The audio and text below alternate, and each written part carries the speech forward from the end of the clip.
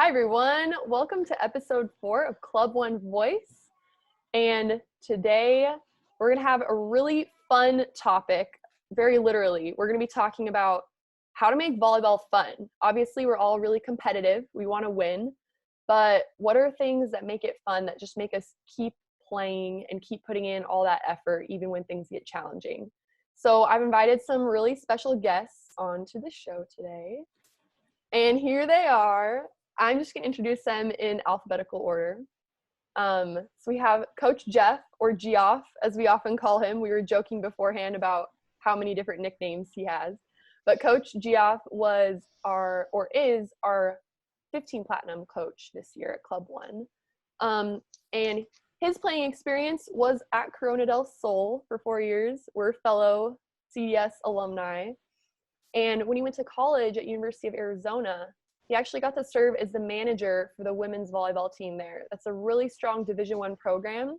And so he got to work alongside coaches Dave Rubio, Steve Walker, Dana Burkholder, Chris Gonzalez, and learned a ton about everything ranging from strategy to stats, all that.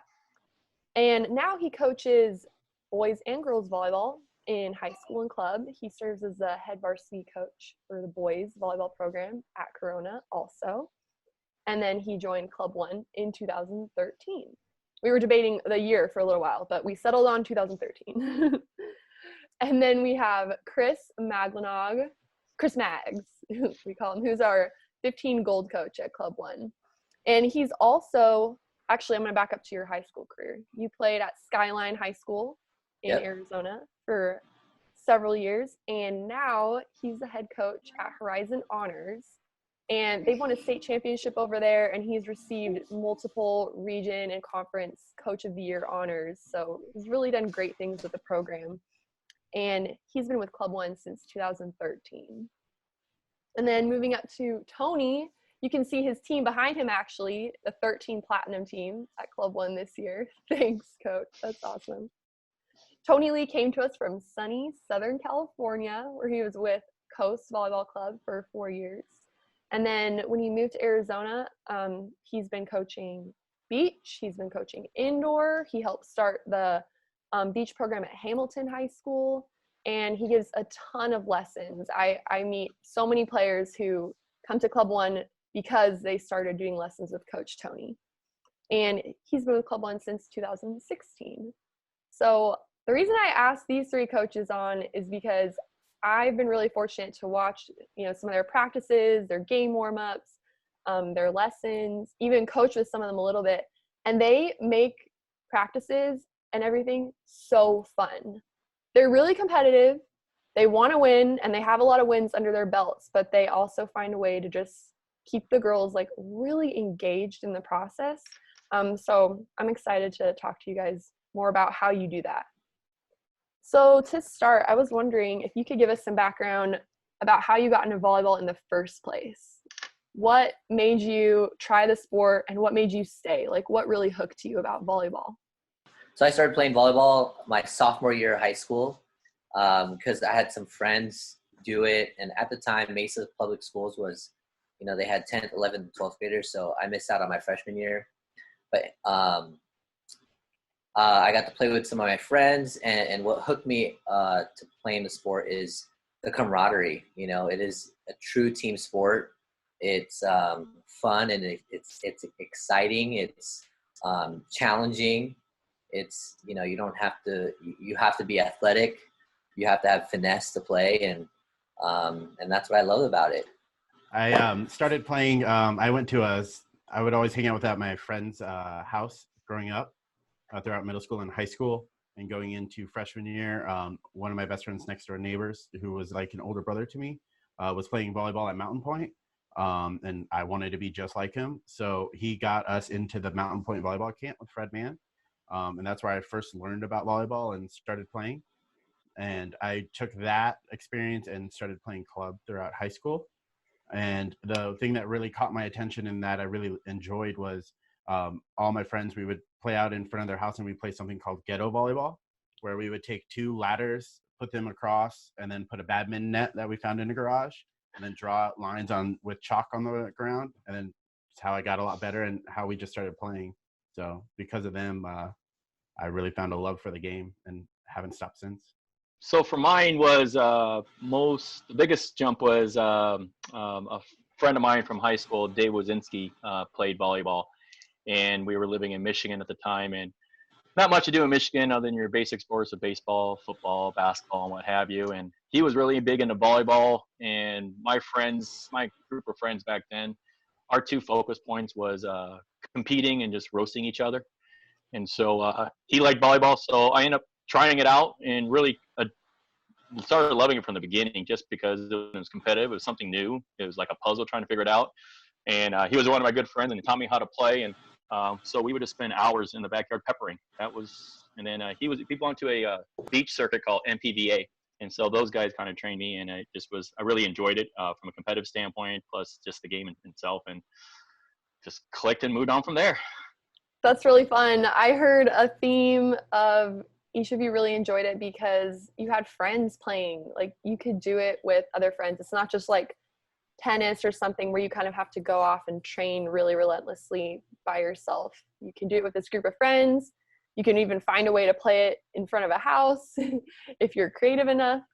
And then also just the challenge of really learning the game and learning the finesse of the different skills. So I was wondering if you could kind of share, as a player and then of course now as a coach, how have you navigated that balance between the competitive aspect of I'm trying to win this game, I'm trying to compete, beat the other team, and then also the aspect of, but it needs to stay fun, otherwise why would I keep doing this? How do you balance those two aspects? I kind of feel like it's a year by year transition, quite honestly. I think when you're playing as a young kid, you get to focus on your own little world and just blending in with your teammates and trying to be the best you can be and making the most of it. And then having a competitive spirit. But then as you move into coaching, it's kind of like you can't think about yourself nearly as much. You need to think about the whole team, the whole culture, and trying to maneuver all those parts, which I think if I would have had that mindset when I was a player, maybe I would have been able to control my competitive spirit a little bit more. I think I was ultra competitive, where I would probably have Tourette's and scream obscenities at myself if I made a mistake. But at the same rate, then you start seeing the balancing act of, did that really help me when I was that frustrated with myself? So I think it translates there. But I think it starts as a player, but then once you start coaching and stuff, you start seeing this balancing, trying to get the group from A to B, that it seems like every year I keep making different adjustments with each team on how to approach them. Some teams, like the 18s this year, I kind of feel like I'm just a lift driver, just guiding them in the right direction. Just don't let them touch the steering wheel, and we're going to be fine. Let them be themselves and have some fun. Two really good insights. Sometimes taking to an extreme, being competitive can actually make you lose. So learning to really harness that.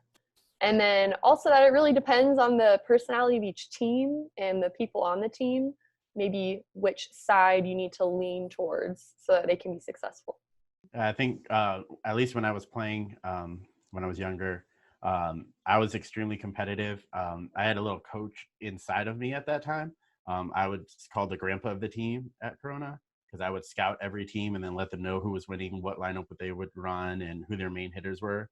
So I had little moles in each little program while I was playing.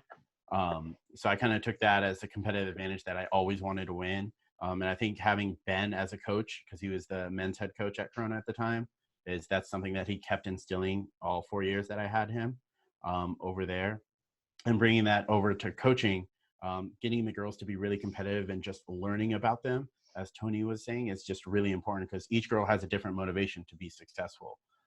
And trying to find out what works best for them while what works best for the team. And then I try to manage those two abilities to have them be as competitive as possible to win, but understand it's going to be a process and they're not going to win every single point. They're not going to win every single game, but as long as we continue to get better and continue to battle, it's only going to get better from there. So trying to get them as competitive while still working together is the biggest thing I've found throughout all these years coaching, because it's going to vary from when I coached 12s all the way to when I was assisting 18s and coaching 17s or coaching varsity in high school. Every kid's going to have different motivation. Every kid's going to have a different outcome based off what they feel for the game. So trying to have individualized conversations, get to know them, and then find out what buttons you can press at what certain times to help them get going. So that's a lot of time you have to invest as a coach over the course of the season, really getting to know your athletes and what their motivations are. I was wondering, could you share a little bit more about maybe some of the common motivations you've noticed, especially in female athletes? Yeah, so especially from female, especially going from club to high school, depending on the age for club was, I want to go to college. I need to play at my best. I need to look my best at all times because I don't want to lose a college scholarship. And then it's also, how can we win this game? And then be able to motivate them enough to push themselves for the teams. There's some kids that I've coached that would just fly over a bench to go get a ball, to go help their teammate, which is the most exciting part. And then going from the high school side or the younger side, it's like, hey, I want to do this so I can help out my teammate more. And having a girl at 12s where she couldn't serve at all over the net, and then we're in the regionals and she made 8 serves in a row to win a game, and her competitiveness just came out like, oh, I'm going to do this. I get this opportunity. So once you get to find out what their fears are and then be able to build off of it to be more confident was huge to be able to help. Yeah, because you have those who will do anything to win or don't want to lose. Then you have those who just don't want to make a mistake or don't want to look bad in front of other people. And then you have those who are they just want to do whatever it takes to help their team. Yeah. And really balancing all of those. That's what coaching's all about, I guess, right there. Yeah, huge balance act. So there's this movie I came across. I don't know if you guys heard of it. It's called Johnny Tsunami, right? So it's about this kid surfer who becomes a snowboarder, and all he wants to do, he's like the best surfer in Hawaii, right? And then all these other guys from his new school in Vermont, where, all right, they're trying to compete for the mountain, right? So there's this one quote that stood out to me in that movie was, the best surfer in the ocean is the one that's having the most fun, right? So balancing competition and fun is so important, especially on the teams that I've coached. I've been an assistant coach at a high school, now being the head coach. And what I found out is that if you make competition fun, in no matter what discipline, it could be racing, it could be running, it could be, just shooting basketball hoops, or it'll transfer over onto the volleyball game, right? So you have your girls having the most fun, and they're not trying so hard and thinking about every little mistake. And if you think back on, as a player, there'll be times where you make mistakes and you're so hard on yourself because you're thinking too much. But thinking back and when do I play my best is when I'm having the most fun. So keeping that aspect of having fun and also being really competitive is such an important balance when it comes to teams that I coach. Wow, that really makes me think maybe a lot of athletes don't have the right definitions of what does it mean to be competitive? What does it mean to have fun? Because maybe they're thinking, oh, if I'm being competitive, that means I'm super hard on myself. I never let myself, get away with a single mistake. I show I'm really upset when I make a mistake, and that's what it means to be competitive. But what you're trying to do is teach them that actually just letting yourself play, letting yourself take risks, that's what it is to be competitive. Because high risk, high reward. Winning is fun, right? But I don't know if, I think you guys have experienced that too, where, so you want to make sure to keep, hey, let's have fun and win. And because, if you're winning and not having fun, I think there's something wrong there. So. And to build off that, there was a quote by Steve Kerr that to instill joy, if you're instilling joy within everything that they're going to do, it's going to be more fun. And the more you can do that, the more competitive you can make it. The joy they have in being competitive will carry over into the game. And I think that's something from being able to watch the Michael Jordan documentaries. I mean, you can see he had fun while he was being as competitive as possible and kept putting more wood on the fire. Playing quarters against the wall. Yeah. It was interesting when Cassie brought up about the players not understanding where to be competitive and what level. I think there's that definition can have so many different levels, and the kids don't know. And so we started doing skits to show them how to respond and what it's like to be competitive. And then we also, like Michael Jordan, one of my favorite quotes, we have them bring in a quote of the day, is he's missed more game-winning shots than he's made. And I think these kids need to see that, to be competitive doesn't mean to be perfect. It also means, you're going to have your failures. Just how you respond and pick up from there. All they get to see is all the highlights in ESPN and thinking you have to be great 24/7. And when they're not, it kind of breaks them down. So then that's where the funness can kind of break it down a little bit. But I think they also need to understand that these athletes that you can see have a camera on them 24/7. Of course, going to catch some great things, but they also do some bad things too, and they just respond differently. But having fun offsets it a lot. But how do you teach your teams that being competitive is fun, that it's fun to be competitive? What are some practical ways that you have taught them that in practices, warm-ups, tournaments? From a competing standpoint, we'll have the volleyball. One thing that we try to do within our team and our culture is to try to get players to constantly be engaged, whether you're on or off the court. So when we first started this, I wanted the players on the sideline to be able to answer what the opposing team's doing. Are they running a perimeter, a rotational? Are they a 5-1, a 6-2? And that didn't work out that well. But getting them to actually cheer for their teammates when they do something well. So we have this ball, a mini ball. And so for every 3-day tournament, we have it on the sideline. If anyone does anything that wows you, whether they made a great play or they said, oh, no, we're in rotation 2, stay. Anything, write their number down and then write your number in parentheses. And so what's cool about that is we're just focusing on the fun stuff, the wow stuff. And then all of a sudden this ball is covered with all these numbers on there. And so we'll track on who got the most votes and also who voted the most to try to create that funness. And then within practice, what we try to do is try to blend in, those random drills with some fun scoring, like the evil setter rule. It's highly competitive. You don't want the setter to dump on you. So you're highly competitive there. But then when they do dump, people are having fun by it. They're not getting aggro over it or causing a fight over it. So we're trying to balancing it from there. But like we said in the beginning, it's a constant balancing act of what's the team's temperature, where we're at. What can we apply? What can we pull back on, and just keep heading forward. That's great. I love the wow ball because it really teaches the athletes what to look for and what you praise versus maybe what they have in their head of, oh, this is a good play, this is a bad play. And you're teaching them what to look for. Like, hey, leading your teammates, that's a really good play. Making insane effort after a ball, that's a really good play. And really teaching them what it looks like to be competitive on the court. I think to get them to be competitive but have fun, I think it starts with the culture that you create in practice. The more fast-paced you can make it, I know drills are really important. And so when I first started coaching, it was just drill. We need to do this. We need to do that. And then I looked at those practices. I was like, if I was a kid, I was not going to have fun doing that. I got better skill-wise, but it's not going to be the exact same once I get into a game. So to be able to create that, make fast-paced practices, get a lot of playing in while continuing to give them feedback as much as possible, and then making the games as competitive as possible. So in practices, we're really focusing on, let's say we're trying to get a middle to get a kill, where we're going to go up and you get 10 bonus points if the middle gets a kill. So everyone's jumping around celebrating for every time the middle gets a kill. Or we play a 6-on-6 game and we really want to get better at blocking. So if we go up and we get a stuff block, then the team across from us has to back rotate one.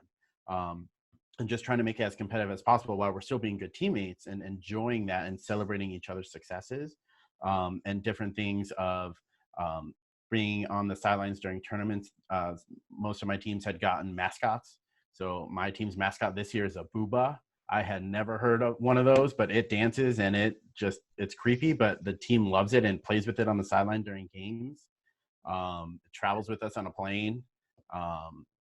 And then we have like a lunchbox for one of my teams that we've had where the girls get to decorate it. The player best represented the team over that weekend.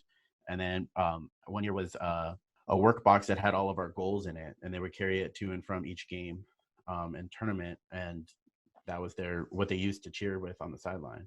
So being able to do that along with how much energy we bring in as coaches and how competitive we are, and be able to bring that out into the girls, it's fun. It makes it so much fun. There's one drill that we do that's girls love with the big ball. It's called Don't Drop the Baby.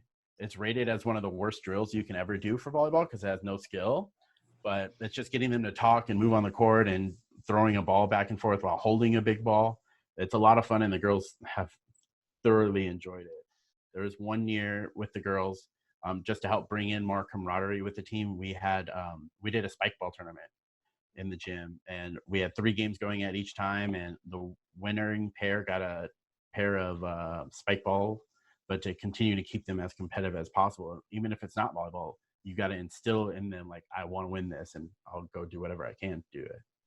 I love hearing about when you guys and so many others of our coaching staff are just really trying to bring in a lot of game-like drills into our practices, so that they really are playing games like every other day, and they're used to having points be scored against them and earning points in practice, so that they're having lots of fun and then they're ready to be competitive when it comes tournament time. I think also bringing in competitiveness is like when one player in the practice does something you want them to do, you call them out right away and saying that is a great job, and continue to give them praise for what they did, whether it was an error or not an error. It's like, you are practicing what we want, and to be able to get that as much as possible. So I think that's how the girls continue to strive to be great and compete to get that. Having fun, especially at the ages that we coach. I mean, they're not thinking about what other people are thinking about them if they're having fun, right? You know, sometimes, I don't want to dive for a ball because I don't want to look dumb, or I care about what other people think about me, or I don't want to shank this ball. But, you know, if they're having fun and as a coach that you trust, that the skills that you've kind of taught them and the strategies that you've gone over, you let them, you trust them that they understand what's going on and they're having fun, they're most likely going to make those hustle plays. They're going to dive for the balls. And, one of my warm-ups for a couple of years now was doing Frisbee warm-ups. I would have a Frisbee on one corner of the court and the girls would be on another corner, and I would throw the Frisbee, and I would try to make them run fast for them or dive for them, because if they can run fast and dive for a Frisbee, they can run fast and dive for a ball and dive for a ball, right? So I didn't care about what other teams, said, and I had a lot of coaches come up to me, oh man, it's talking all this smack, but we beat them anyway because we hustle harder, because we're having more fun, right? So I think it's really important to teach them fun and be competitive, and not just winning as a team, but also competitive with themselves, right? If they're struggling with serve receive, you can compete and say, hey, all right, your goal is 7 out of 10 perfect passes, or where our hitting percentage should be this, or you need to get 5 kills before 2 errors, something like that, right? And like what Geoff said, celebrate it, make the team go wild and be happy for each other. I want to, there's a story where, how pro golf, golfers in general, if you've ever been golfing, if you're just competitive within yourself, you're not going to do that well. But if you're cheering for your playing partners and you're rooting for them and you want them to do well, then that energy is going to, transfer onto you. Right. So I think that if you're the spark that brings the fun, that brings the hustle, you're going to transfer that vibe to your teammates. I wanted to wrap up by just giving you guys an opportunity to say anything you'd like to say to your teams, because I know sometimes you've been able to have some Zoom calls with them, but we haven't been able to be in the gym with our teams for quite a while now. So any encouragements you'd like to share, or any final thoughts on even just how to work on that competitive spirit while we're not playing in the gym together? I would like to say to my teams how proud I am of them. The level of engagement in our Zoom sessions. I've been overly surprised, and I feel it's off the charts, but I don't know what I'm comparing it to. I only have just me in the house, and Kayla has her own team. But this week on Tuesday, the 18s, quite a few kids couldn't make it to the Zoom session, so we ended up canceling it. And so I started thinking this was going to be the domino of they're going to be fading out and not being engaged anymore. and couldn't blame them with everything that's going on. But my goodness, our last session we had yesterday, we're only missing one person out of the whole team, and it was a lot of fun. They're enjoying it. They're giving good feedback on it. So I'm just really proud of both the 13 platinum and 18 gold of how well they're staying engaged. I know it's a tough time, and then the messages that we're trying to focus on our mindset and what we can do to be self-disciplined on our own and getting ourselves ready for whenever that opportunity has to get back in the gym. So I'm really proud of them. I miss them a lot. But I also feel this process has helped all of us really kind of step back and realize what volleyball is in our life and just take notice of it and realize it's a great opportunity and it's a great privilege to do. So let's enjoy it and minimize some of the drama that we kind of carry with us when things are not going our way sometimes. Well said, Coach. Well said. Good perspective. Yeah. I would like to build off of what Tony said of how proud I am of them. I miss seeing them all the time. This 15 platinum team is fun, goofy, extremely competitive. They just want to win, but they love to have fun while they do it, and joke around. And that's been significant in our Zoom calls. They're very talkative. I've had 100% participation in all of our Zooms. It's been really fun. They've been really working hard on recruiting, working hard on our book. We read The Energy Bus together for this season, and they did their homework of just finishing it off while we've been on break. They've been really working hard at reviewing film and understanding it and getting a better perspective of what we've done well, what we need to still work on. But I miss them a ton. They made my days go by so much faster. I'm excited to hopefully get into the gym with them soon. And hopefully we could play in a couple more tournaments, get in some scrimmages, but I'm really proud of how much they're working, how much they're focused on not only doing well in school, doing their chores around the house, but also on how much they're working on being great teammates to each other and always working with each other. So I'm excited to see them. Miss them dearly. I miss my 15 gold team a lot. They were a special group of girls. We competed with the best with them. When we were competing, we had some great results for the tournaments that we played in, and it's not just the playing part, it's how they got along, and with our Zoom sessions, we've also had 100% participation, and you could tell they miss each other. Those are some lifelong friends that they've made. And I believe that's, what it comes down to is the relationships that you've made, the friendships that you've made.